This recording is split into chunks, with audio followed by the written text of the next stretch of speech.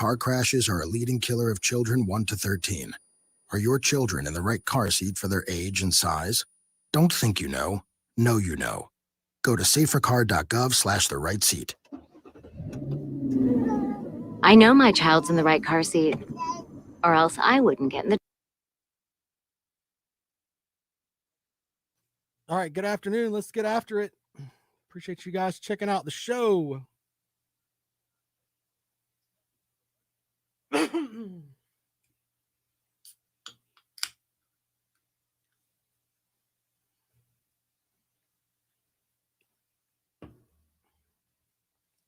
Welcome into the rundown on Fox Sports Radio 1400 around the world on the iHeartRadio app. My name is Rob Sanders. Thanks for joining us today. Got a lot of things we're going to get into today. One of the more interesting things is the future of Trevor Lawrence. Lots of articles today about, is Trevor Lawrence a bust? We'll get into that. South Carolina loses a wide receiver. We'll talk about that as well. In addition to Zeb Nolan possibly taking over at going from grad assistant to the quarterback for your South Carolina Gamecocks very, very quickly there. And also, we'll have Lou Bezjak from the State newspaper joining us here later on. And we're going to talk a little bit about some high school stuff today. And the reason being is that COVID-19 is kind of rocking the world a little bit here. We'll get Lou's take on that. And, of course, your calls at 803-978-1832. Tomorrow, ladies and gentlemen, is pick day. Yes, those new to the rundown, on Fridays, Friday is pick day. So we'll give you our picks against the spread. For those of you who like to, bet your brother a 6-pack of Coke, whatever, we'll have our picks. Last year, the picks on the show were at, I think it was 66% against the spread. It was some unworldly high number. Of course, we pick, 5 games, 10 games, whatever. It depends. But let's start with things down in Jacksonville have kind of turned on Urban Meyer quickly. And there's a set of folks that say that he's rubbing some players the wrong way. One article says that someone told CBS Sports Radio's Damon Amendola that Meyer clearly does not like losing, even if it's in the preseason. Look, the thing with these preseason games, and I think Meyer will get to this eventually, no one cares. I know that sounds kind of silly, but no one cares. No one truly cares about the preseason games. But there are people that are putting some stuff out there that maybe the way that Urban Meyer is interacting with his team is going to be something that is kind of hindering him just a little bit. Now, here's the other thing. Behind the scenes stuff, the Khan family, which owns the Jaguars, are giving everything to Urban Meyer that he would ever need. In fact, I read one article that talked about the size of his coaching staff is one of the biggest in the NFL. To give you some perspective, there's a stretching coach for every position when they stretch so that they all get the proper stretch. So wrap your head around this for a second. They have a coach for each position group that does nothing but stretch out the players. That's what Urban Meyer wanted. That's what he got. He also wanted cryotherapy on site. So they have like a big cryo-freeze facility there where you can go in and get taken care of there.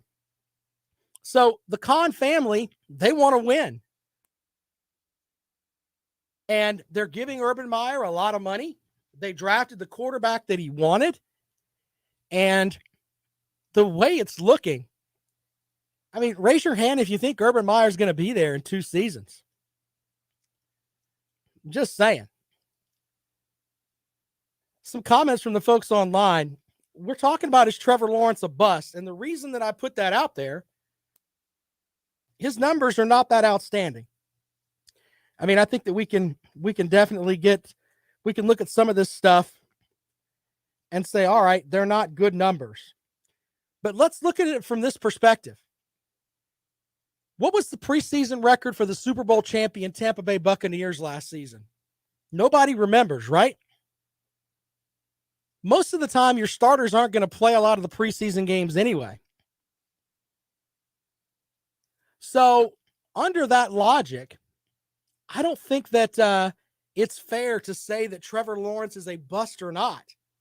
But you've got one article from NFL Draft Diamonds, which I thought was interesting, written by Daniel Kelly, a former NFL scout with the Jets of all teams. I think I know two Jets fans, my buddy in the upstate, Cale Hall, and Teddy Hefner. That's about it. There aren't very many Jets fans around here, but apparently a former Jets scout says Trevor Lawrence is a bust. Okay with that. Then there was a gentleman that wrote something for, his name is Peter Nancy, and he writes for the 49ers and says that Trey Lance has a better trajectory than Trevor Lawrence does. I'm not sure what people would expect from Trevor Lawrence. I mean, is he supposed to go out and complete 70% of his passes in the preseason? How about this? The Jaguars made a mistake not drafting an offensive lineman. That has nothing to do with Travis Etienne or the ability that he's going to have to eventually play in the NFL. Even before he hurt his foot, I put this out there. And with that, they should have drafted an offensive lineman, someone that could protect Trevor Lawrence's back. That's the problem with Trevor Lawrence. If you watch the games, what they're doing is simple. They're pressuring him, and they're playing tight man coverage, and he's trying to make throws that are just tough, but he's trying to move the chains, and he can't. The other end of it, too, is that you've got two different theories on offense with the Jaguars. Urban Meyer is a spread offense type of guy. Let's spread them out. Let's take and move this guy from here to there. Let's look for mismatches. His offensive coordinator is not. I don't get it. I don't get what people are expecting from Trevor Lawrence. Here is the logical thing. Joe Burrow was having a good season last year and ended up injured. Trevor Lawrence needs to avoid injury and hope people can get him squared away where he can stay healthy to have an NFL career, because that line is silly. Let's go out to the phones. Welcome into the rundown. Good afternoon. Man, this is a Clemson Tiger fan. Hey, buddy. How are you? Pretty good. Now, the title, do you think yourself that he is a bust, or is it potential to be a bust, or is this just a question because of what's played out in the preseason games? It's a question because I found 8 different articles written by people that cover the NFL that had the words Trevor Lawrence and bust all in the same headline. So the question is he a bust or not? Right, as of right now, I don't think anybody can say he is a bust. Now, I mean, I'm as biased as anybody could possibly be as a Clemson fan, but I mean, I definitely think it's way too early to say it's a bust, especially with the team he's on, the situations he's in. You know, the offensive line is absolutely atrocious. He doesn't really, the starters haven't played. I think, like, I haven't watched much of the preseason. I actually saw the play Travis got hurt, so that doesn't freaking help. But I think he has like 2 wide receivers that weren't playing. One was a rookie or is a younger guy that was hurt, so he's coming back. Is it Allen Robinson? If he gets hurt, I think it's Allen Robinson is the number 1 wide receiver. If he gets hurt, then I don't know what's going to happen. But I just think the team is just atrocious. And I 100% agree with what you said. As much as I love Travis Etienne, I thought it was a bad pick because, I mean, you can get a running backs are a dime a dozen. Plus, they had the second best running back in the league last year, I think. I think their starter was like one of the best. Yeah, James Robinson's a heck of a combo type back. you essentially drafted another James Robinson, basically. Draft an offensive lineman. And I think that teams in the NFL that eventually do well are teams that, and it's just the same way in college. You got to have a quarterback in the NFL, but you've also got to have an offensive line. If you're getting pushed around on the offensive line, you're not going to be worth a damn. Game is won in the trenches, 100%. I mean, that's look at Clemson the last couple of years. We've really struggled in the trenches, offensive line is mainly, and injuries on the defensive line. But we have, I mean, the offensive line has been the problem the last couple of years. So Travis came back for his senior year, thought he was going to have a breakout year. Offensive line couldn't open up holes. So, he didn't have as good of a year as we thought he would have. I mean, it's just, I hate to see it. That Liz Frank, I think that's what it's called. Yeah, it's a horrible type of injury. I mean, it messes with you. I mean, it's crazy. That's like the worst. I think that's the worst foot injury you can have. I'm not a foot doctor, man, but nobody wants to have their feet injured if you're a running back, and your life is built on how you can cut and change directions and things like that. But they should have drafted someone other than ETN. And Clemson fans gave me a lot of grief on Twitter about that. ETN's a great player. Yeah, I get that. But if you're wanting Trevor Lawrence to have success, it starts with getting an offensive lineman to protect him. And the Jaguars don't have that. Yeah, I 100% agree with that. The thing, the Liz Frank, what makes it so bad, I actually did a little bit of kind of research, not really.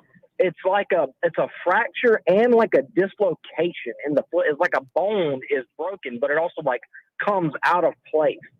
Yeah. So like it's literally probably the worst possible thing you can have foot injury wise. So I'm really, really worried. I hope he comes back.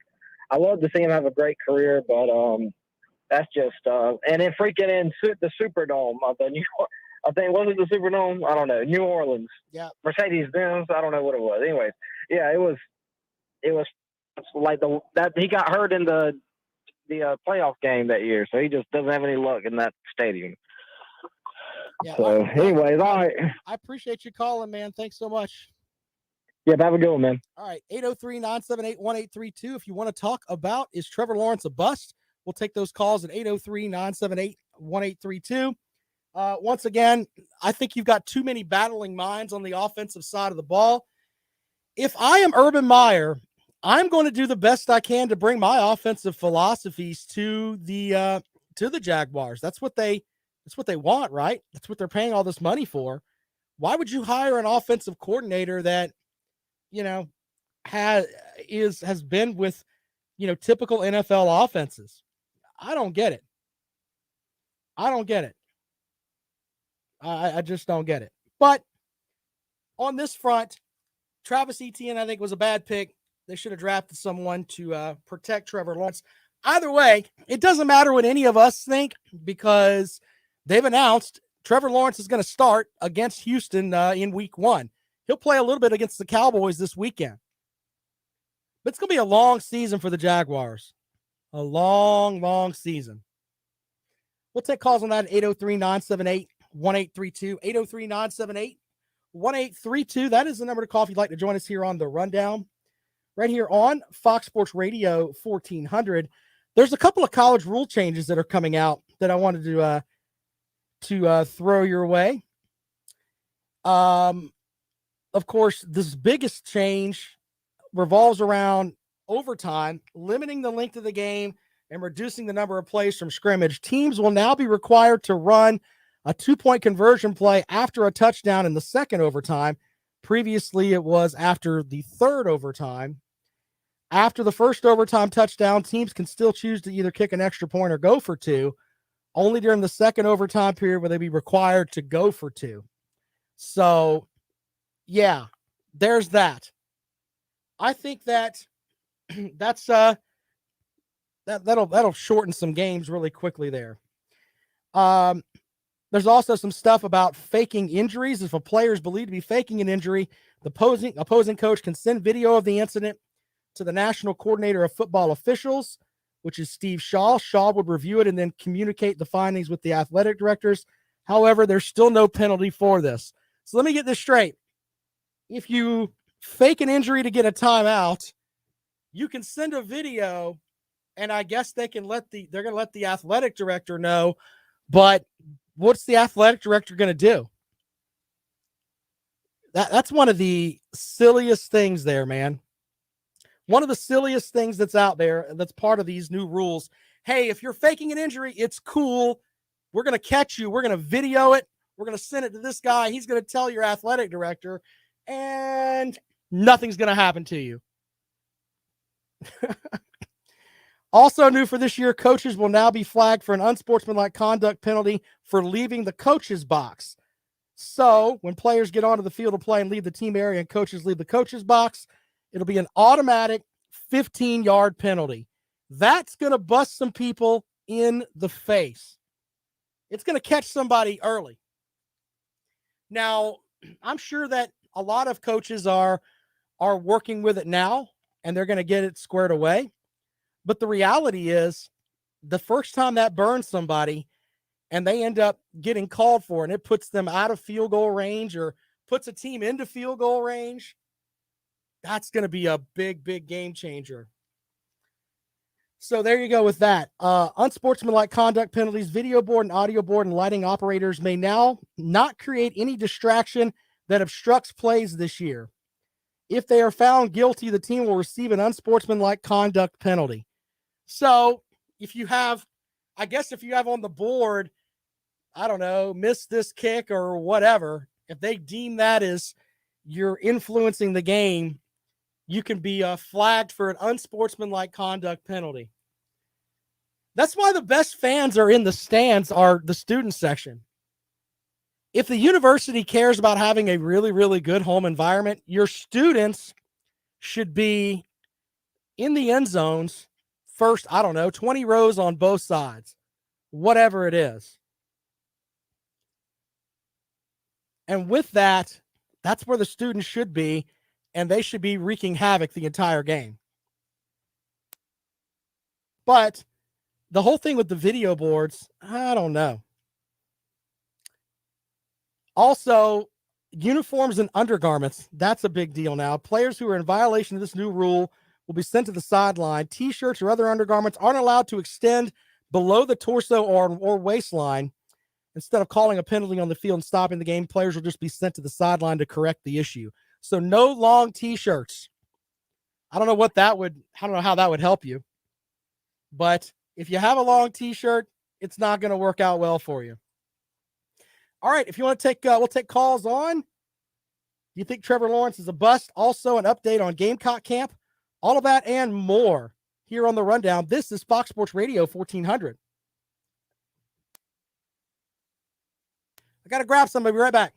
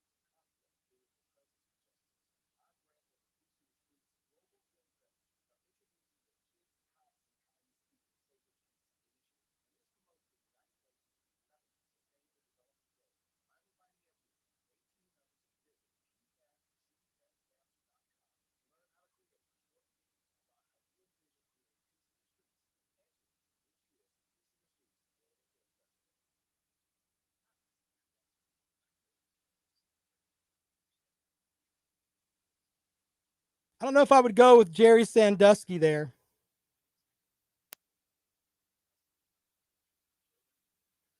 I don't know how they're going to enforce the COVID test. By the way, for people that someone sent me this morning, you can get a fake vaccine card on Etsy for like $20. So for you people that are like trying to avoid taking the vaccine, I'm not saying you should do that, but I'm just saying you can get a fake vaccine card. You can also get a fake COVID negative test as well. So there you go with that. Oh, as far as the stuff with Uncle Lou last night, he didn't want to debate football. He just wanted to call and cuss me out. And by the way, when you comment on someone's appearance, you're pretty much screwed. That means that you don't really have the ability to debate or be functional. I just hope that Uncle Lou is not drinking. I hope he has not fallen off the wagon. And I will pray for him because I don't want to see anybody that's had issues have that happen to them. He sounded like he was hammered last night. I've talked with him before. He's never cursed, never done anything like that. So I feel bad for him. He's always welcome to call the show. If he wants to debate football, though, I don't think he wants to do that. So there's that. It's weird how my opinion just pisses so many people off. I don't get it. 803-978-1832, 803-978-1832. That is the number to call if you'd like to join us here on The Rundown on Fox Sports Radio 1400 around the world on the iHeartRadio app. My name is Rob Sanders. Thanks for joining us today. You know, the Gamecocks, I don't know if it's going to happen or not, but they may be moving to start a former grad assistant at quarterback. Yeah, his name is Zeb Nolan. Here's some comments from Zeb Nolan yesterday after the Gamecocks workout. And when you hear this, you're going to think, hey, you know what? Maybe there's something to this. Maybe he is making some waves here. You know, just going out there and executing, playing smart football. As you guys all know, this league's really, really, really tough, and you got to play at a very fast pace. But, you know, knowing what you're doing, you know, making sure that everybody's lined up in the right formation, everything's set just right, you know, keeping you on a play clock for a motion or shift. You know, just the little things, the fine, minute details can really enhance anybody's game. We do need depth in the quarterback room anywhere. You know, like Coach Beamer said in this thing, like Oklahoma had 7 quarterbacks in fall camp. And, you know, with unfortunate events, it enhanced that. And, like, I truly deep down wanted to do it.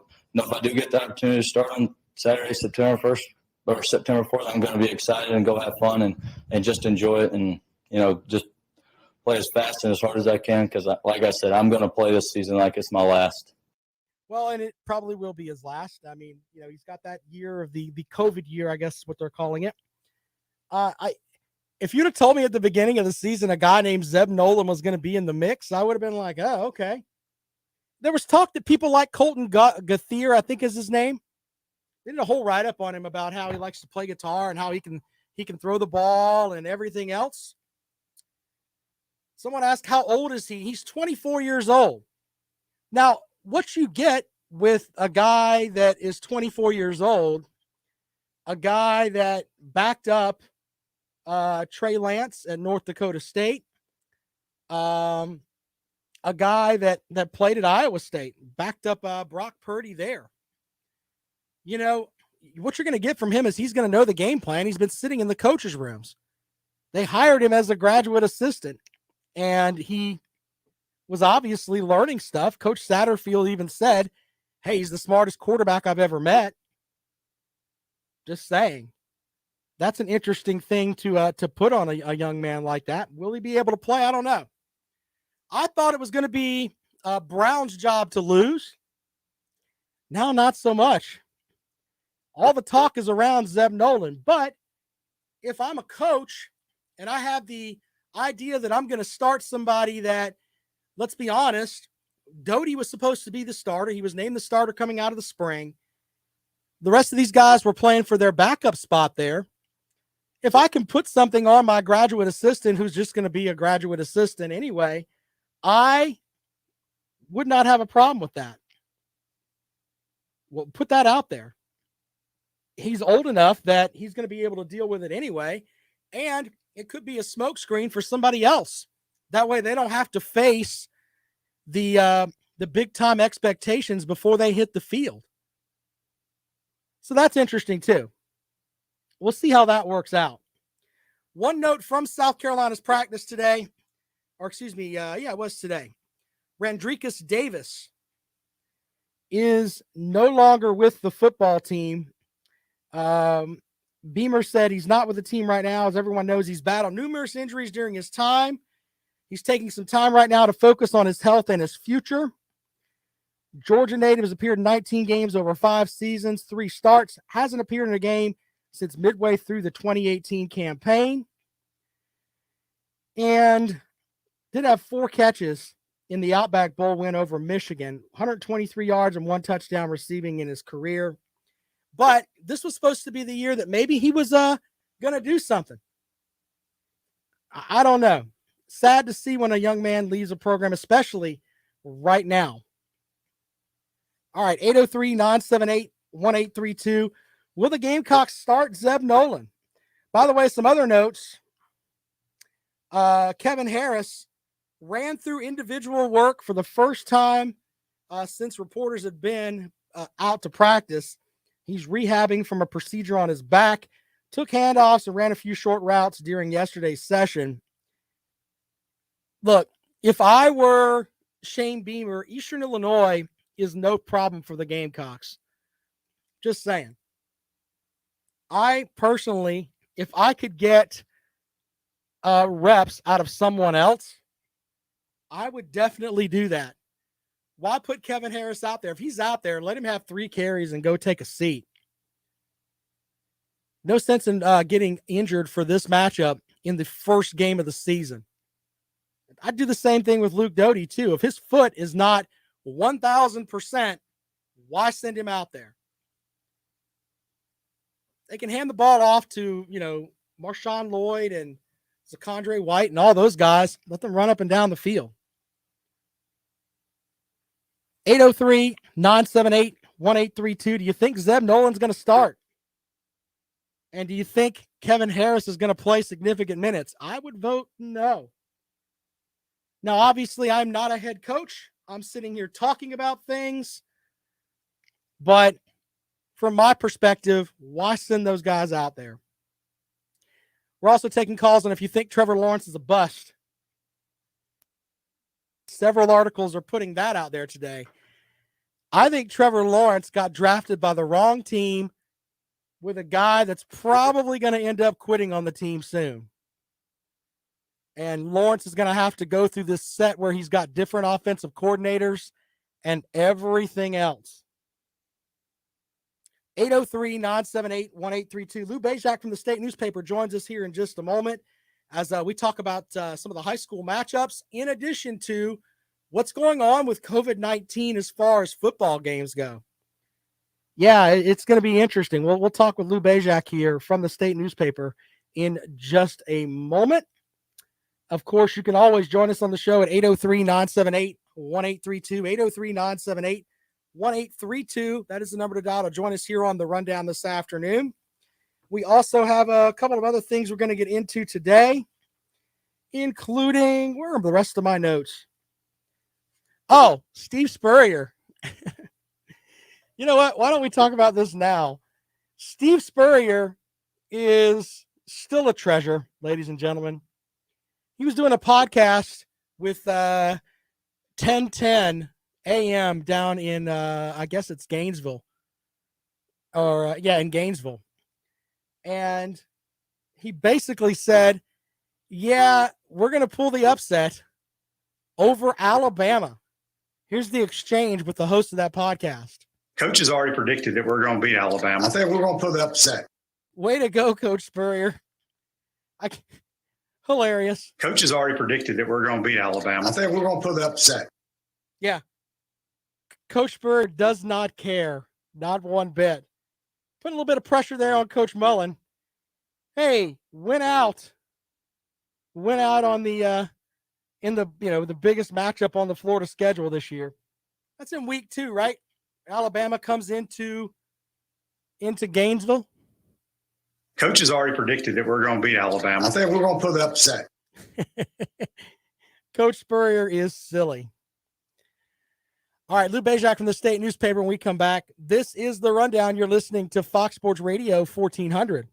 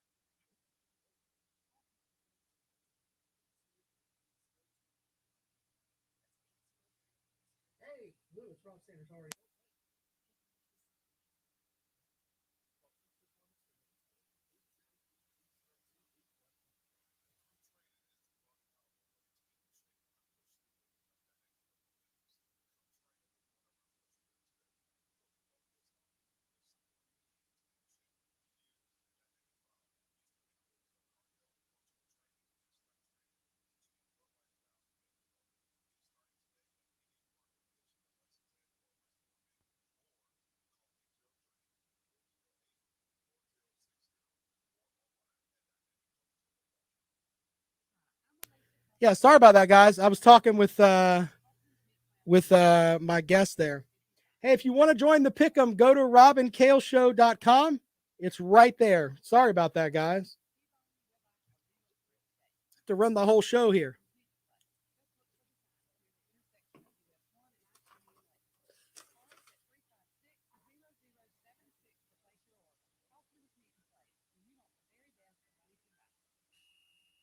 This is Chris Collinsworth. Here's what's trending on the iHeart Sports Network, presented by DraftKings. Andrei Svechnikov will spend a big chunk of his career in the Hurricane sweater after signing an 8-year contract extension today. He'll get paid nearly $8 million a year. There's another leg in the Panthers picking competition. Carolina traded a 7th-round draft pick to the Giants today for Ryan Santoso, joins Joey Sly and Dominic Everly.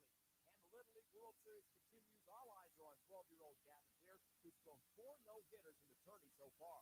I'm Scott Davidson. Download the DraftKings app and use code SPORTS to get a free shot at millions of dollars up for grabs this week with your first deposit. Minimum $5. Yeah, that COVID's going around, man. That's silly. The Rundown with Rob, weekdays at 3 on Fox Sports Radio 1400.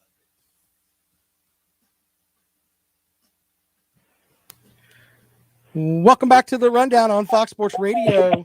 We're going to head out to the phones and welcome in friend of the program from the state newspaper, Mr. Lou Bezjak. Lou, what's going on, sir? Hey, Rob. How you doing, man? Appreciate you having me on. Everything going all right? Yeah, man. Holding my own down over here on good old Greystone Boulevard. Of course, you should be subscribed to the state newspaper and to follow Lou's work. Lou just posted a story about the young man from Dutch Fork that passed away this week at practice. I want to talk actual on the field stuff with you in a moment, Lou, but man, just a tragic story involving the young man from Dutch Fork.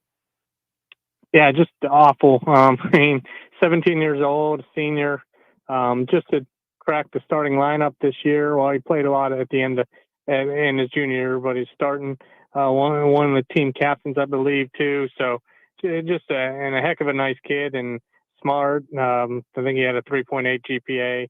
Just received his first college offer too from Presbyterian, and then unfortunately passed away on Tuesday after he collapsed during practice. Just sad, man, and obviously prayers go out to his family, as that's just tough. Now, of course, there are some interesting games this weekend. Before we get into that, though, I've been following Lou on Twitter at Lou at the State, and it seems like we've got a lot of games that are being rescheduled and games that are postponed, and just a lot of it having to do with COVID-19, right? I mean, it's still affecting the high school season. Yeah, I mean, it's pretty much some teams, I mean, just adding games today, 24 hours before. I mean, I think this week I lost count on our games. I think there was about 9 or 10, but some have picked up games. Like, and you look at Dutch Fork, they were supposed to play Irmo. Irmo couldn't because of COVID, so they pick up Gaffney, and now they can't play because of the death of one of the players.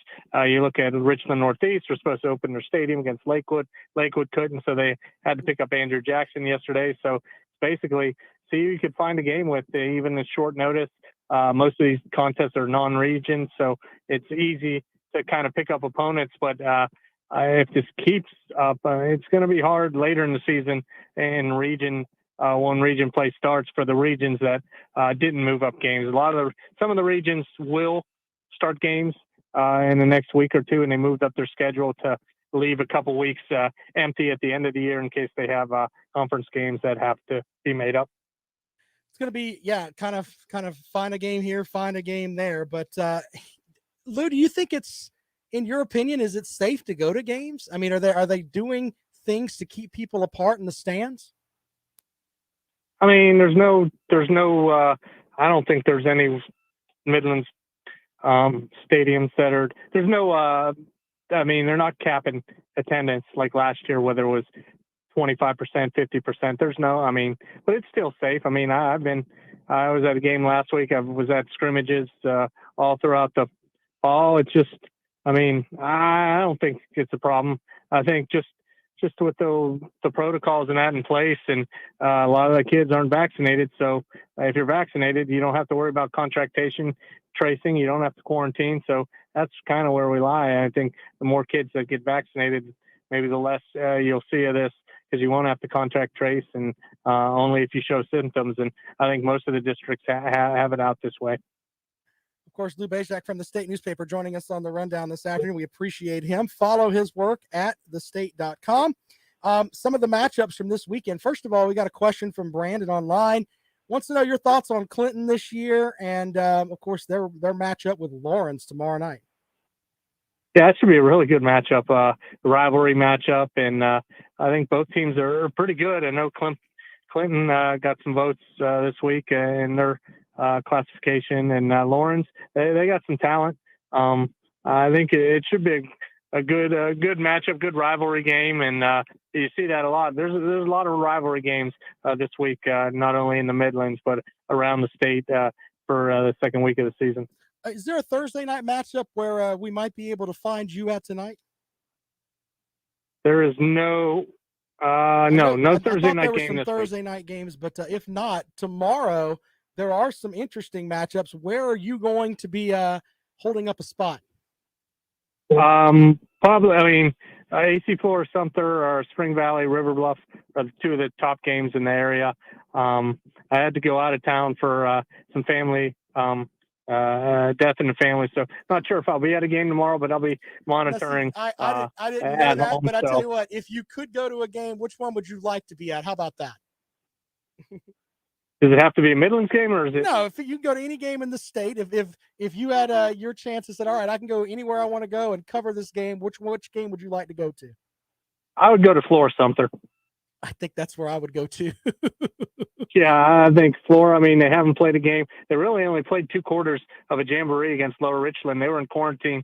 They missed their first 2 scrimmages, and then they were in the jamboree. And last week, Brooklyn Casey had to cancel Friday, day of the game.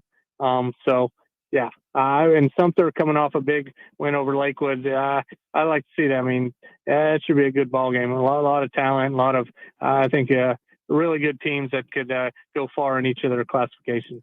You know, there is a matchup that has 2 of the bigger schools in the state, Spring Valley and River Bluff. If I remember correctly from what I read from your report earlier, I mean, these are teams that are in the top 10. So a really big potential early season matchup. Yeah, they're 2 of our teams in our top 10, and River Bluff's in the Class 5A poll. They're ranked, I think, number 9. They'll have their coach back. Coach Harden couldn't be on the sidelines last week. I think he had family members that had COVID, so he had to be safe. But they're pretty good. I mean, they did lose their quarterback, Brooks Bentley, who went with when his dad took the job at South Florida, so he's down there. But they got Hunter Shepard coming in. They got a really good running game with Leaf Hart and Apollos Cook. Had 3 touchdowns last week, 2 receiving, and he's a Division I prospect to watch for sure. Spring Valley, we know what they have with DQ Smith, who's a Division I prospect and a really good quarterback. They pitched a shutout last week against White Knoll, so they're going to have their hands full. I think has a chance to be a really a fun game, maybe even a high-scoring game, and good atmosphere at River Bluff. The student section always comes out in full force. And, of course, last matchup, North Augusta at Ridgeview. Both of those teams are ranked high in their divisions as well, right? Yeah, Ridgeview, I think number 4 in Class 5A, and North Augusta is 9 in Class 4A. So, yeah, and Ridgeview, second game in their new stadium. They played really well last week against Westwood. Andre Washington, I think his stock continues to rise, had threw for 4 touchdowns and ran for another. So I think they have the pieces to make a deep run in the upper state in 5A as long as they stay healthy and everything. They're really good at the receiver position. Mentioned Washington. They're big up front on both sides of the line, and they're definitely going to. And they're going to be tested by the time region play begins. Like I said, they got North Augusta. They got Sumter next week. They got Dorman in a few weeks after that. They play Great Collegiate. So they're going to be well tested by the time region play rolls around. Lou Bezjak from the State Newspaper. Lou, tell folks where they can follow you because your Twitter feed is the best place to be if you're wanting to follow some high school scores on Friday nights. Yeah, Lou at the State. Can be followed on Twitter and thestate.com. We'll have we run the scoreboard, the live the score stream that starts at 7:30 at game time every Friday, and we'll keep you up to date. Has every game in the Midlands on it, so that's definitely a good way to keep track the games if you're at a game or following along from home. All right, hey Lou, man, thanks for joining us on the program, man. We really appreciate it. Thank you, Rob. Appreciate it. There you go. Lou Bezjak from the State Newspaper. We'll talk about some high school stuff. More of the rundown when we come back on Fox Sports Radio 1400. As far as the stuff with Uncle Lou last night, I've never said anything negative about him. I said that I didn't think he couldn't debate me on college football. I say that about anybody. I've also said that he does a heck of a show, and I thought he was a nice guy. I don't know why. I mean, he was just angry last night. If you want to debate football with me, like Megan debates with me, and we'll trade insults back and forth with each other. But I'll sit down and have a beer with Megan. I think he'd have a beer with me. I don't know. I don't know what happened with him last night. I mean, he's not going to hurt my feelings. I mean, if the worst thing you could say to me is, hey, you're too much of a fat boy. If that's the best that you have, you're not going to hurt my feelings. So, I mean, I'm a power lifter. I go lift weights every day. I do 45 minutes every day on a stair climbing machine. I deadlift almost 550 pounds. So I'm not intimidated by anyone. If you want to come work out with me, have at it. So hey, Rob's fat. Okay. Come work out with me. I missed the state deadlifting record by like 40 pounds 2 weeks ago, but yeah, I'm just a weak guy that sits around eating Cheetos. Okay. And that's the thing. I'd watch a game with him, but I guarantee you he won't flip like that with me in public. That won't happen. And I think it's all a show for him too. I really do. He's got my number. I mean, he can call me if he's got a problem with me. So even Jackpot last night, when we signed off, said, hey, I thought he was just going to debate the topics with you. That's fine. And look, in reality, I just don't like Kirby Smart. That doesn't mean that I'm a dumb college football fan. I just don't like him. I don't like the way that he handles the media.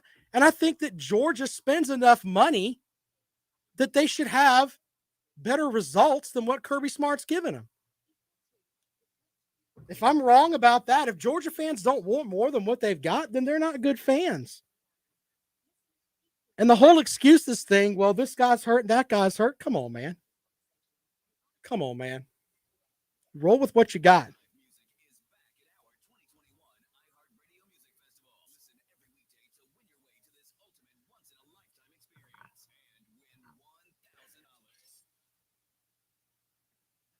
(803-978-1832). Final segment of the rundown this afternoon.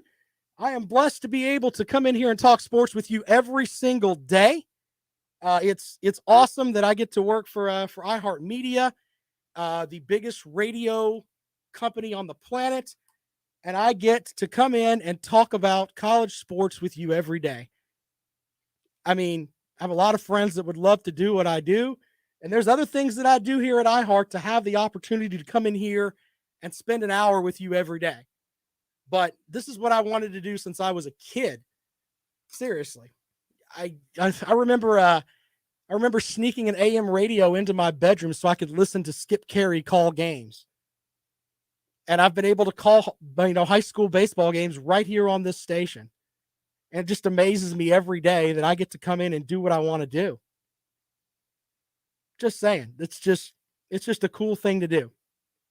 I appreciate you being a part of it, of course. Follow me on Twitter. I'm at Rob Sounds Good. And you can also get with the program with the podcast if you want to check that out. That is on however you get your favorite podcast. I recommend the iHeart Radio app. Just type out Rundown with Rob. You can listen to every single podcast that we've done. It's all up there for you. So go and check that out. Also, in the coming weeks, next week is game week. I will have someone on that covers the Georgia Bulldogs. I will have someone on that covers Eastern Illinois. So we'll get the idea. It's almost like going behind enemy lines. What I mean by that is that, with us here in the Midlands, lots of Clemson and South Carolina fans. What do you really know about Eastern Illinois? What do you know about Georgia? Besides what I've been telling you about them. We'll get some stuff from folks that are on the beat for those programs. That'll be coming up next week. In addition to picks. We'll have our picks next Friday. Our first set of picks for the year is this tomorrow. So we're going to have some of those games up against the spread. We'll have that for you tomorrow. And I'll tell you what, you can join us for that. My picks were really, really good last year against the spread. All right, we're still taking calls, by the way. If you think that Trevor Lawrence is a bust or not, I'll take calls on that. I laughed when I read that. I really did. I was like, come on, people don't really think that. Blake with a good point online. We'll see Eastern Illinois play this Saturday. Yeah. You get an idea. And I tell you what, it's not going to be much of a matchup against South Carolina. It's just not. So with the projections from ESPN's FPI, they're projecting a 4-win season for South Carolina. If we're going just by the FPI, it's kind of an important game. One of the 4 games that you're projected to win if you're South Carolina. Taste some victory. But where the Gamecocks are? In 2 seasons, they have a grand total of 6 wins. So if Shane Beamer can put those guys out there and just be respectful on the field and put out there where it's like, hey, we're not going to have what happened with the Ole Miss game where Lane Kiffin's throwing his thing down the sideline. We're not, go out there and be a tough, hard-nosed football team. If Shane Beamer gets that out of this team and they go 5-7, I'm not saying anybody likes to lose 7 games, but the reality is if you have that, at least you've got a foundation, which people are sick of hearing that. They're sick of hearing we got to have a culture change. We got to have a foundation change. We got to have – people are sick of hearing that if you're a South Carolina fan. But the reality is that if you do have those things, though, and you go 5-7, that makes you, in my opinion, for next season, you're going to end up hitting the road to recruit. Wow, if you could eke out 6 wins, you get those extra practices, that would be just huge for Shane Beamer. Now, there are toss-up games. I've said that I think they should beat Tennessee just because of the numbers, but let's be honest, going into Neyland Stadium is not easy. I think the Gamecocks have won there, once since 2004 or something like it's some weird number. Please don't quote me on that. But going up to Neyland Stadium and winning is hard. It's really hard. Asking Shane Beamer to do it in his first season, that's hard. I think Tennessee's going to be favored in that game, but South Carolina, just from the number of scholarship players, should have a chance to win that game. I don't know how well they're going to do against Mizzou, and everybody loves Kentucky. But you know what? The more and more I look at Kentucky, I'm putting out my projections for the SEC East next week. Until Kentucky can complete a forward pass of 12 yards or more with a quarterback, I don't understand why we're supposed to think they're lights out great. I know they've got the young man, the offensive lineman that's supposedly a first-round draft pick. That's awesome. It's sad that they've got a first-round draft pick on the offensive line, and he doesn't have a quarterback to protect. That's got to hurt his draft stock a little bit there. Just saying. He better hope he does well in the combine. Because as far as protecting the quarterback, I mean, you can't really judge it because they don't have a quarterback. Until Kentucky throws a ball further than 12 yards down the field, it's kind of hard for me to buy into what everybody's saying about them. So I don't know how that's going to work out. The Gamecocks play Florida this year. They've got a lot of people that are returning or not returning, especially on the offensive side of the ball. And, they're not even looking at South Carolina as, hey, this program that can beat us.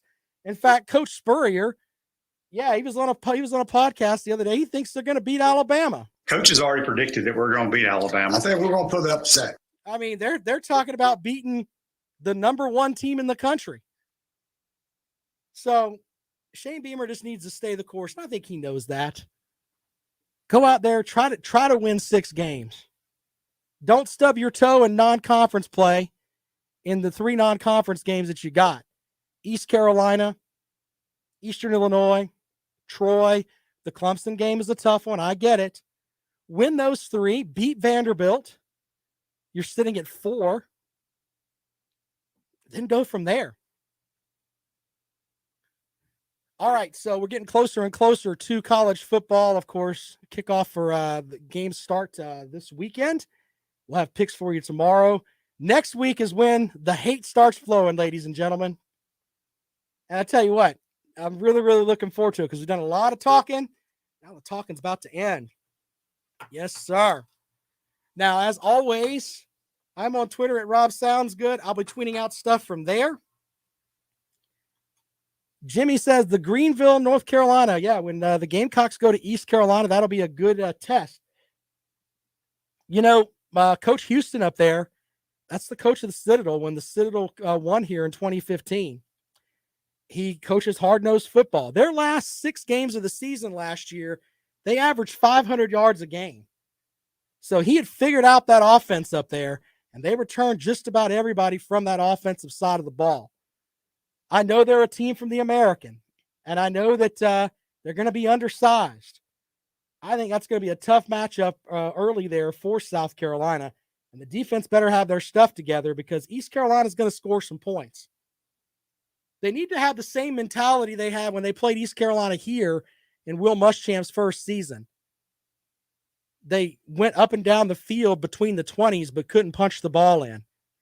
If they can have that happen up in Greenville and the Gamecocks pull out a win, that's definitely huge as far as the bowl hopes go. Tomorrow on the show, we'll have our picks for the weekend. Mr. Savage College Football joins us as well.